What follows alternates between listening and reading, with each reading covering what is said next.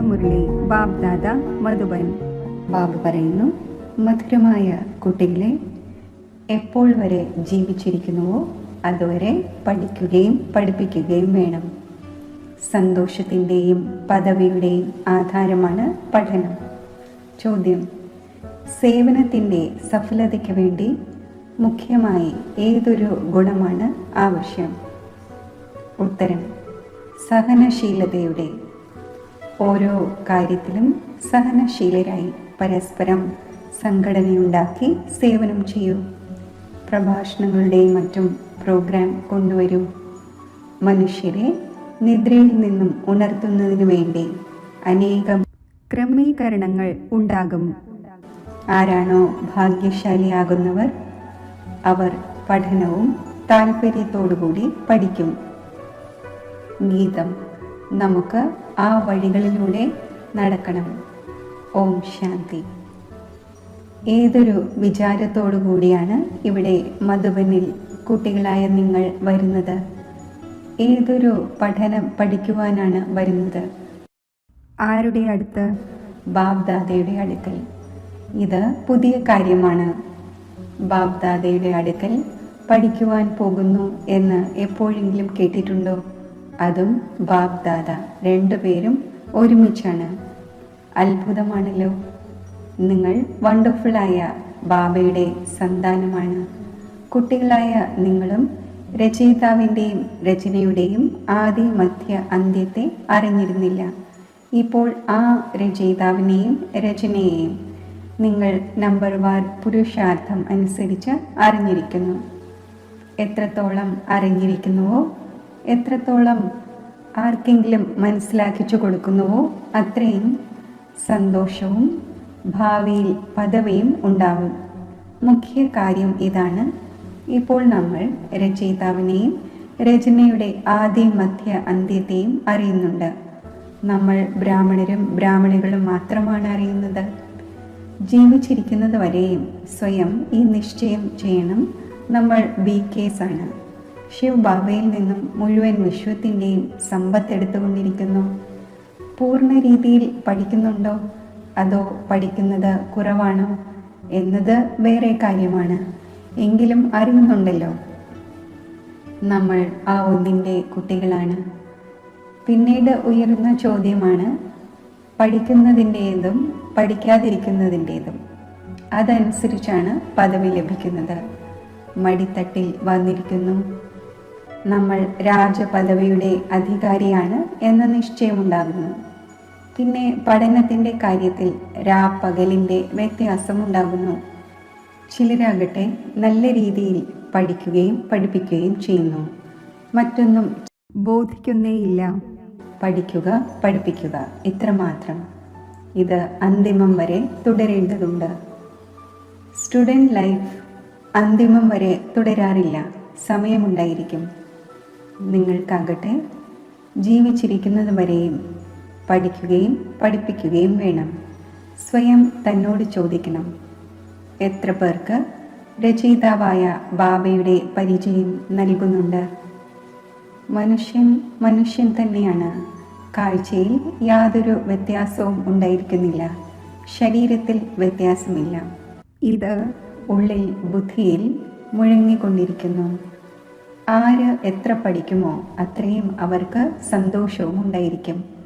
നമ്മൾ പുതിയ വിശ്വത്തിൻ്റെ അധികാരിയാകും എന്ന് ഉള്ളിൽ ഉണ്ടായിരിക്കുന്നു.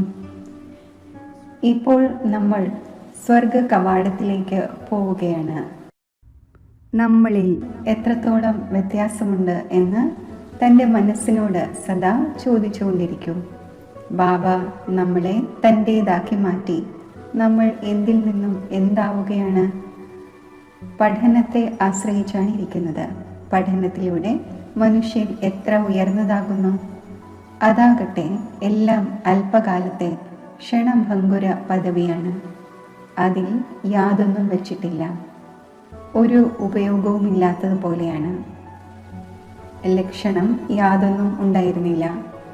ഇപ്പോൾ ഈ പഠനത്തിലൂടെ എത്ര ഉയർന്നവരാകുന്നു. മുഴുവൻ അറ്റൻഷനും പഠനത്തിൽ കൊടുക്കണം. ആരുടെ ഭാഗ്യത്തിൽ ഉണ്ടായിരിക്കുന്നുവോ അവർക്ക് പഠനത്തിൽ താല്പര്യമുണ്ടാകുന്നു. മറ്റുള്ളവരെയും പഠനത്തിന് വേണ്ടി ഭിന്ന ഭിന്ന രീതിയിൽ പുരുഷാർത്ഥം ചെയ്യിച്ചുകൊണ്ടിരിക്കുന്നു. അവരെ പഠിപ്പിച്ച് വൈകുണ്ഠത്തിൻ്റെ അധികാരിയാക്കട്ടെ എന്ന താല്പര്യമുണ്ടാകുന്നു. മനുഷ്യരെ നിദ്രയിൽ നിന്നും ഉണർത്തുന്നതിന് വേണ്ടി എത്ര തലയിട്ടടിക്കുന്നു, അങ്ങനെ ചെയ്തുകൊണ്ടുമിരിക്കും. ഈ എക്സിബിഷനും മറ്റും ഒന്നും തന്നെയല്ല. മുന്നോട്ട് പോകവേ മനസ്സിലാക്കിച്ച് കൊടുക്കുന്നതിന് വേണ്ടി മറ്റ് ക്രമീകരണങ്ങൾ ഉണ്ടാകും. ഇപ്പോൾ ബാബ പാവനമാക്കിക്കൊണ്ടിരിക്കുന്നു. അതിനാൽ ബാബയുടെ ശിക്ഷണങ്ങളിൽ അറ്റൻഷൻ നൽകണം. ഓരോ കാര്യത്തിലും സഹനശീലരും ആകണം. പരസ്പരം ഒത്തുചേർന്ന് സംഘടിതമായി പ്രഭാഷണങ്ങളുടെയും മറ്റും പ്രോഗ്രാം വയ്ക്കണം. ഒരു അൽഫിനെ കുറിച്ചും നമുക്ക് വളരെ നന്നായി മനസ്സിലാക്കിച്ചു കൊടുക്കാൻ സാധിക്കും. ഉയർന്നതിലും ഉയർന്ന ഭഗവാൻ ആരാണ്? ഒരു അൽഫിനെ കുറിച്ച് നിങ്ങൾക്ക് 2 മണിക്കൂർ പ്രഭാഷണം ചെയ്യാൻ സാധിക്കും. ഇതും നിങ്ങൾക്കറിയാം. അൽഫിനെ ഓർമ്മിക്കുന്നതിലൂടെ സന്തോഷമുണ്ടായിരിക്കും. കുട്ടികൾക്ക് ഓർമ്മയുടെ യാത്രയിൽ അറ്റൻഷൻ കുറവാണെങ്കിൽ, അൽഫിനെ ഓർമ്മിക്കുന്നില്ലെങ്കിൽ നഷ്ടം തീർച്ചയായും ഉണ്ടാകുന്നു. മുഴുവൻ ആധാരവും ഓർമ്മയുടെ മേലാണ്. ഓർമ്മിക്കുന്നതിലൂടെ ഒറ്റയടിക്ക് സ്വർഗത്തിലേക്ക് പോകുന്നു. ഓർമ്മ മറക്കുന്നതിലൂടെയാണ് വീണു പോകുന്നത്. ഈ കാര്യങ്ങൾ മറ്റാർക്കും മനസ്സിലാക്കുവാൻ സാധിക്കില്ല. ശിവ് ബാബയെ അറിയുന്നത് തന്നെയില്ല. എത്ര തന്നെ ആരെങ്കിലും ആർഭാടത്തോടെ പൂജിക്കുകയാണെങ്കിലും ഓർമ്മിക്കുകയാണെങ്കിലും മനസ്സിലാക്കുന്നില്ല. നിങ്ങൾക്ക് ബാബയിൽ നിന്നും വളരെ വലിയ ഭൂസ്വത്ത് ലഭിക്കുന്നു. ഭക്തിമാർഗത്തിൽ കൃഷ്ണന്റെ സാക്ഷാത്കാരത്തിന് വേണ്ടി എത്ര തലയിട്ടടിക്കുന്നു. ശരി, ദർശനമുണ്ടായി, പിന്നെ എന്താണ്? നേട്ടം യാതൊന്നും ഉണ്ടായില്ല. ലോകത്തെ നോക്കൂ, എത്ര കാര്യങ്ങളാണ് നടന്നുകൊണ്ടിരിക്കുന്നത്. നിങ്ങൾ കരിമ്പിൻ നീര് കുടിക്കുന്നത് പോലെയാണ്. ബാക്കി എല്ലാ മനുഷ്യരും കരിമ്പിൻ ചണ്ടി നുണയുന്നു. നിങ്ങൾ ഇപ്പോൾ കരിമ്പിൻ നീര് കുടിച്ച് വയറ് നിറച്ച് അരകൽപ്പത്തേക്ക് സുഖം നേടുന്നു. ബാക്കി എല്ലാവരും ഭക്തി മാർഗത്തിൻ്റെ കരിമ്പിൻ ചണ്ടി നുണഞ്ഞ് താഴേക്കിറങ്ങി വരുന്നു. ഇപ്പോൾ ബാബ എത്ര സ്നേഹത്തോടെ പുരുഷാർത്ഥം ചെയ്യിക്കുന്നു. പക്ഷേ ഭാഗ്യത്തിലില്ലെങ്കിൽ ശ്രദ്ധ കൊടുക്കില്ല. സ്വയം ശ്രദ്ധ കൊടുക്കുന്നില്ല, മറ്റുള്ളവരെ ശ്രദ്ധിക്കാൻ അനുവദിക്കുന്നുമില്ല. സ്വയം അമൃത് കുടിക്കാൻ അനുവദിക്കുന്നില്ല. വളരെ പേരുടെ ഇങ്ങനെയുള്ള പ്രവൃത്തി നടക്കുന്നു. പൂർണ്ണ രീതിയിൽ പഠിക്കുന്നില്ലെങ്കിൽ, ദയാഹൃദയർ ആകുന്നില്ലെങ്കിൽ, ആരുടെയെങ്കിലും മംഗളം ചെയ്യുന്നില്ലെങ്കിൽ അവർ എന്ത് പദവി നേടുവാനാണ്? പഠിക്കുകയും പഠിപ്പിക്കുകയും ചെയ്യുന്നവർ എത്ര ഉയർന്ന പദവി നേടുന്നു. പഠിക്കുന്നില്ലെങ്കിൽ എന്ത് പദവിയായിരിക്കും ഉണ്ടാവുക? അതിൻ്റെയും റിസൾട്ട് മുന്നോട്ട് പോകവേ മനസ്സിലാകും. പിന്നീട് മനസ്സിലാക്കും. തീർച്ചയായും ബാബ നമുക്ക് എത്ര വാർണിംഗ് നൽകിയിരുന്നു. ഇവിടെ ഇരിക്കുകയാണ് നമ്മൾ, പരിധിയില്ലാത്ത ബാബയുടെ അടുക്കൽ ഇരിക്കുകയാണ് എന്നത് ബുദ്ധിയിൽ ഉണ്ടായിരിക്കണം. ആ ഒന്ന് മുകളിൽ നിന്നും വന്ന് നമ്മളെ ഈ ശരീരത്തിലൂടെ പഠിപ്പിക്കുന്നു. കഴിഞ്ഞ കൽപ്പത്തിലേതുപോലെ ഇപ്പോൾ നമ്മൾ വീണ്ടും ബാബയുടെ മുന്നിലിരിക്കുന്നു. ആ ഒന്നിൻ്റെ കൂടെ നമുക്ക് പോകേണ്ടതുണ്ട്. ഉപേക്ഷിച്ച് അല്ല പോകേണ്ടത്. ബാബ നമ്മളെ കൂടെ കൊണ്ടുപോകും. ഈ പഴയ ലോകം വിനാശമാകും. ഈ കാര്യങ്ങൾ മറ്റാരും അറിയുന്നില്ല. മുന്നോട്ട് പോകവേ അറിയും. തീർച്ചയായും പഴയ ലോകം സമാപ്തമാകണം. യാതൊന്നും ലഭിക്കുക സാധ്യമല്ല. ഈ കാര്യങ്ങൾ മറ്റാരും അറിയുന്നില്ല. ടു ലേറ്റ് ആയി പോകും. കർമ്മക്കണക്ക് സമാപ്തമാക്കി സർവർക്കും തിരിച്ചു പോകണം. ഇതും ആരാണോ സെൻസിബിളായ കുട്ടികൾ അവർ തന്നെയാണ് അറിയുന്നത്. കുട്ടികൾ എന്നാൽ ആരാണോ സേവനത്തിൽ ഉപസ്ഥിതമായിരിക്കുന്നത്, മാതാപിതാക്കളെ ഫോളോ ചെയ്യുന്നത്. ബാബ ആത്മീയ സേവനം ചെയ്യുന്നത് പോലെ നിങ്ങൾക്കും ചെയ്യേണ്ടതുണ്ട്. ബാബ ആരുടെ മഹിമ ചെയ്യുന്നുവോ അവരെ പോലെ ആകണം എന്ന് താല്പര്യമുണ്ടായിരിക്കുന്ന പല കുട്ടികളുമുണ്ട്. എല്ലാവർക്കും ടീച്ചറിനെ ലഭിക്കുന്നു. ഇവിടെയും എല്ലാവരും വരുന്നു. ഇവിടെയാകട്ടെ വലിയ ടീച്ചർ ഇരിക്കുകയാണ്. ഭാവിയെ ഓർമ്മിക്കുന്നതേയില്ല എങ്കിൽ എങ്ങനെ നന്നാകും. ജ്ഞാനമാകട്ടെ വളരെ സഹജമാണ്. 84 ജന്മങ്ങളുടെ ചക്രം എത്ര സഹജമാണ്.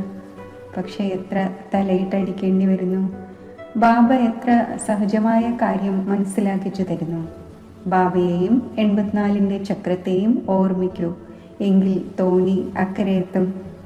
ഈ മെസ്സേജ് എല്ലാവർക്കും നൽകണം. തൻ്റെ മനസ്സിനോട് ചോദിക്കൂ, എത്രത്തോളം മെസ്സഞ്ചറായി, എത്രത്തോളം വളരെ പേരെ ഉണർത്തുമോ അത്രയും സമ്മാനം ലഭിക്കും. ഉണർത്തുന്നില്ലെങ്കിൽ തീർച്ചയായും എവിടെയോ ഉറങ്ങിപ്പോയവരാണ്. പിന്നെ എനിക്കിത്രയും ഉയർന്ന പദവി ലഭിക്കുകയില്ല. ബാബ ദിവസവും പറയുന്നു, വൈകുന്നേരം തൻ്റെ മുഴുവൻ ദിവസത്തെയും കണക്കെടുക്കൂ, സേവനത്തിലും ഇരിക്കണം.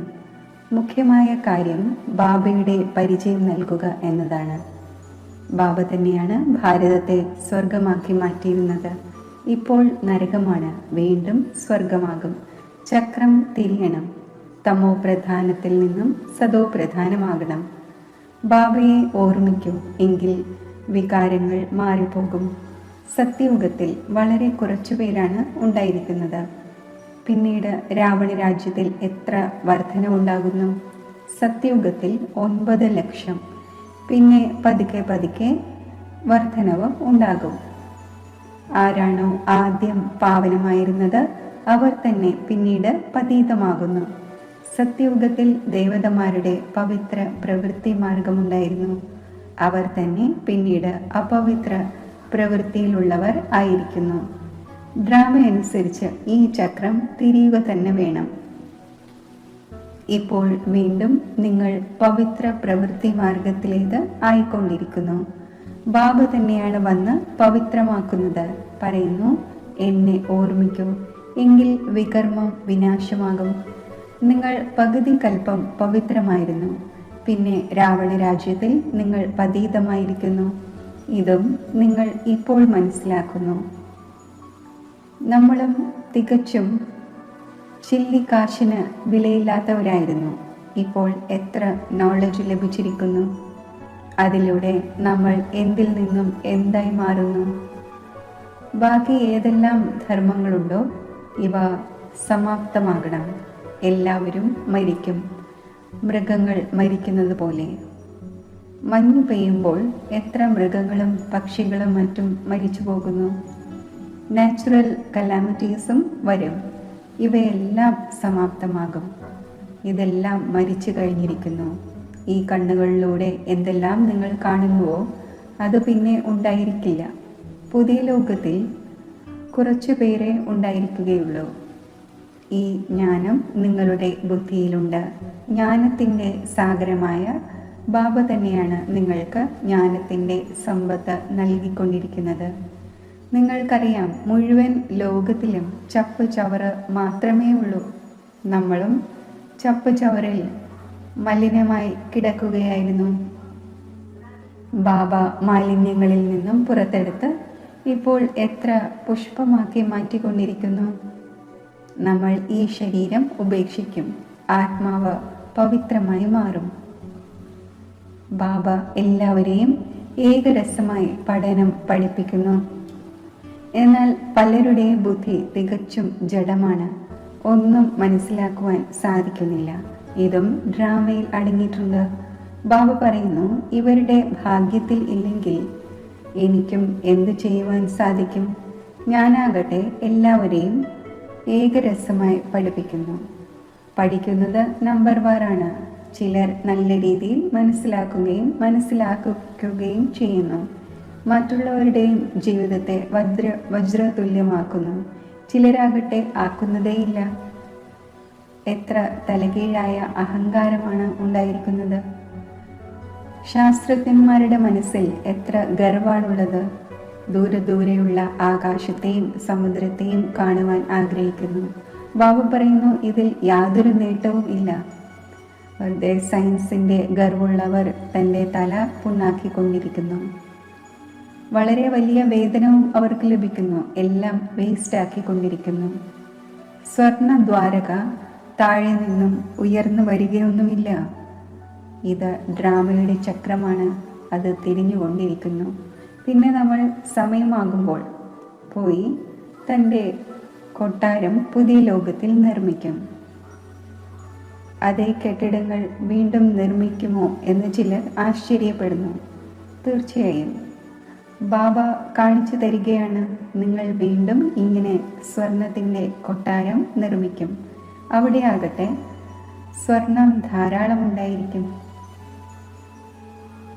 ഇപ്പോഴും ചില ഭാഗത്തൊക്കെ സ്വർണത്തിൻ്റെ പർവ്വതങ്ങൾ ധാരാളമുണ്ട്. പക്ഷേ സ്വർണം കണ്ടെത്തുവാൻ സാധിക്കുന്നില്ല. പുതിയ ലോകത്തിൽ സ്വർണത്തിൻ്റെ അളവറ്റ ഖനികൾ ഉണ്ടായിരുന്നു. അവ ഇല്ലാതായി. ഇപ്പോൾ വജ്രങ്ങളുടെ വിലയും നോക്കൂ, എത്രയാണ്. ഇന്ന് ഇത്രയും വിലയുണ്ട്, നാളെ കല്ലുകൾ പോലെയാകും. ബാബ കുട്ടികളായ നിങ്ങളെ വളരെ വണ്ടർഫുള്ളായ കാര്യങ്ങൾ കേൾപ്പിക്കുന്നു, സാക്ഷാത്കാരവും കാണിക്കുന്നു. കുട്ടികളായ നിങ്ങൾക്ക് ഇപ്പോൾ ബുദ്ധിയിൽ ഇതുണ്ടായിരിക്കണം. നമ്മൾ ആത്മാക്കൾ നമ്മുടെ വീട് ഉപേക്ഷിച്ചിട്ട് 5000 വർഷമായി. അതിനെ മുക്തിധാമം എന്ന് പറയുന്നു. ഭക്തിമാർഗത്തിൽ മുക്തിക്ക് വേണ്ടി എത്ര തലയിട്ടടിക്കുന്നു, അതായത് ക്ലേശിക്കുന്നു. എന്നാൽ ഇപ്പോൾ നിങ്ങൾ മനസ്സിലാക്കുന്നുണ്ട്, ബാബയ്ക്കല്ലാതെ ആർക്കും തന്നെ മുക്തി നൽകുവാൻ സാധിക്കില്ല, കൂടെ കൊണ്ടുപോകുവാൻ സാധിക്കില്ല. ഇപ്പോൾ കുട്ടികളായ നിങ്ങളുടെ ബുദ്ധിയിൽ പുതിയ ലോകമുണ്ട്.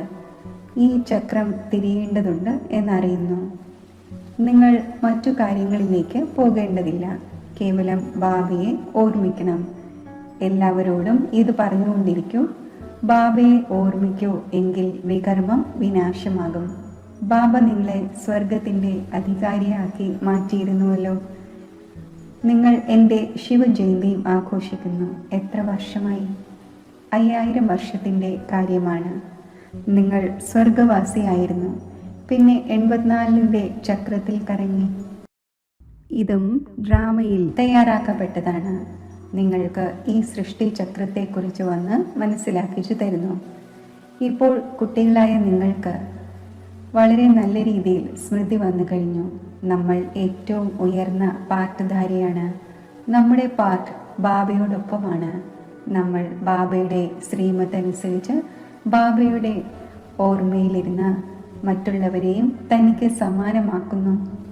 ആരാണോ കഴിഞ്ഞ കൽപ്പത്തിലും ഉണ്ടായിരുന്നത് അവർ തന്നെയാണ് ആകുന്നത്. സാക്ഷിയായി കണ്ടുകൊണ്ടുമിരിക്കും, പുരുഷാർത്ഥവും ചെയ്യിച്ചുകൊണ്ടിരിക്കും.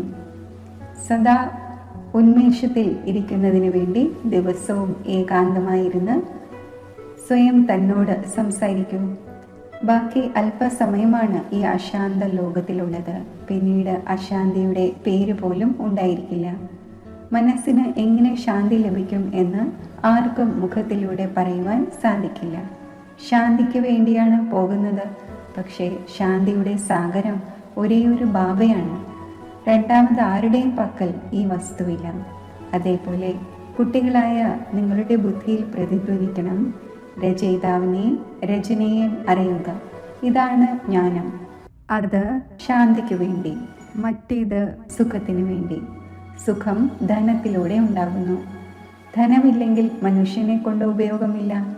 ധനത്തിന് വേണ്ടി മനുഷ്യൻ എത്ര പാപം ചെയ്യുന്നു. ബാബ അളവറ്റ ധനം നൽകിയിരിക്കുന്നു. സ്വർഗം സ്വർണത്തിൻ്റെതാണ്, നരകം കല്ലുകളുടേതാണ്.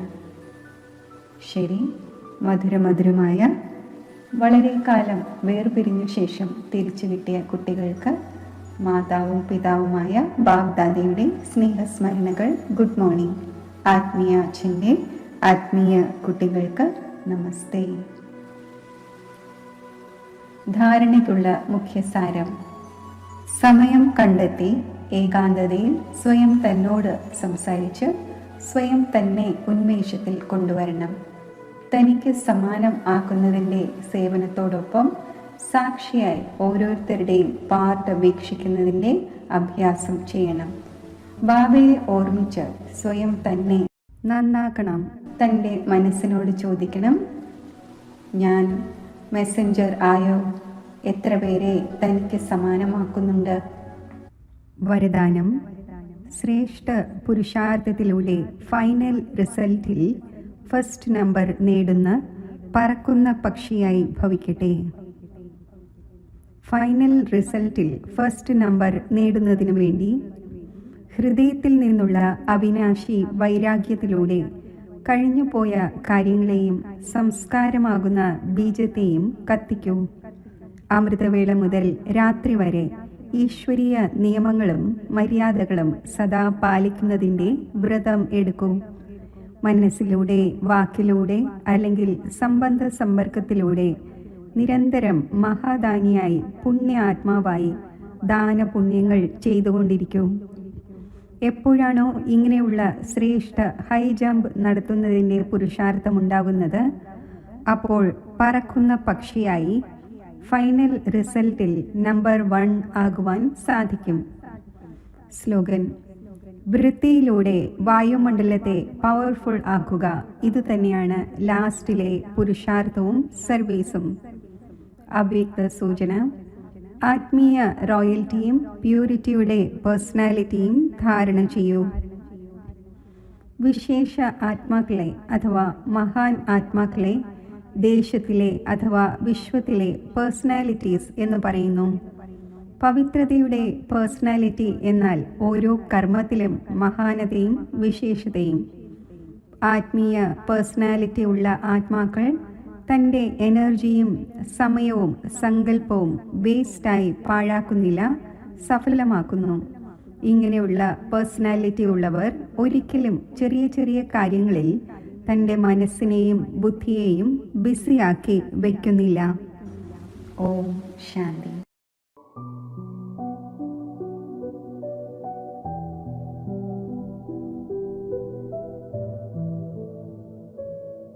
ഓം ശാന്തി. ആത്മസ്മൃതിയുടെ തിലകമണിഞ്ഞ് ഞാൻ ഒരു നിമിഷത്തിൽ ബ്രഹ്മലോകത്തിൽ പരമാത്മാവിൻ്റെ സമീപം എത്തിച്ചേരുന്നു.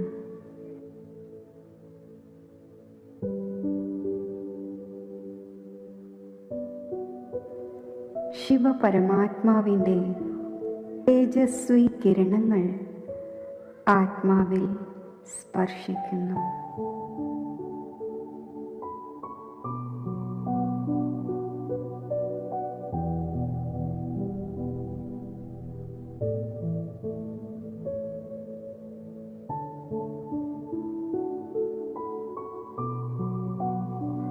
മധുരമായ ബാബ,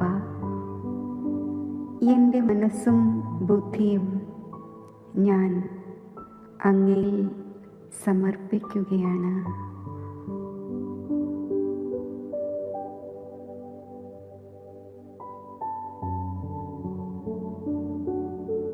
അങ്ങയുടെ സന്താനമായ ഞാൻ ഈ സമർപ്പണ ഭാവത്തോടെ അധികാരി സ്വരൂപത്തിൽ സ്ഥിതി ചെയ്യുമ്പോൾ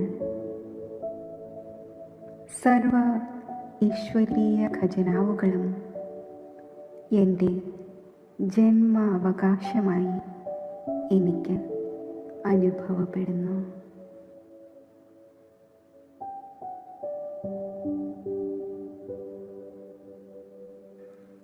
വരദാതാവായ ബാബ, അങ്ങ് നൽകുന്ന വരദാനങ്ങൾ എന്നെ സമ്പൂർണതയുടെ പുരുഷാർത്ഥത്തിൻ്റെ മാർഗത്തിൽ സഹജമായി മുന്നോട്ട് നയിക്കുന്നു.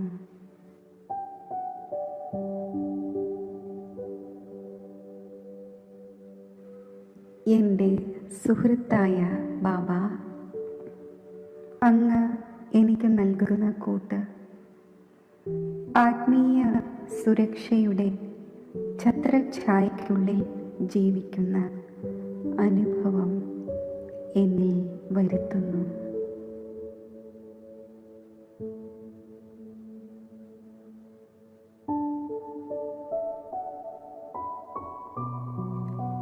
എൻ്റെ മാതാവും പിതാവുമായ ശിവപരമാത്മാ, അങ്ങയുടെ ഓർമ്മയാകുന്ന മടിത്തട്ടിൽ ഇരിക്കുമ്പോൾ എനിക്ക് അലൗകിക സന്തോഷത്തിൻ്റെയും അതീന്ദ്രിയ സുഖത്തിൻ്റെയും ഊഞ്ഞാലിലാടുന്ന അനുഭവമുണ്ടാകുന്നു.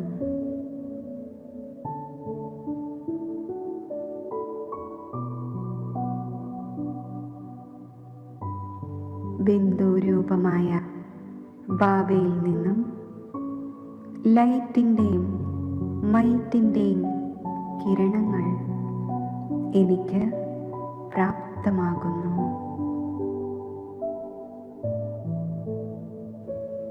ഞാൻ ശക്തിശാലി ബിന്ദുരൂപസ്ഥിതിയിൽ സ്ഥിതി ചെയ്യുന്നു.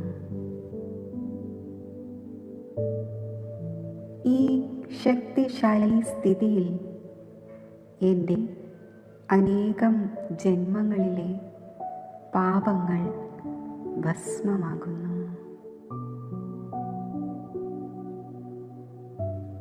ആത്മാവിൽ പവിത്രതയുടെ പ്രകാശം നിറയുന്നു.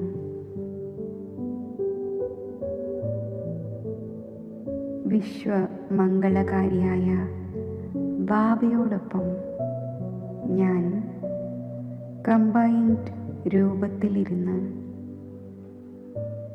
എൻ്റെ സങ്കല്പത്തിലൂടെയും വൃത്തിയിലൂടെയും സുഖത്തിൻ്റെയും ശാന്തിയുടെയും ശക്തിയുടെയും സ്നേഹത്തിൻ്റെയും ആനന്ദത്തിൻ്റെയും ആത്മീയ സുഗന്ധം വിശ്വമാകെ വ്യാപിപ്പിക്കുകയാണ്.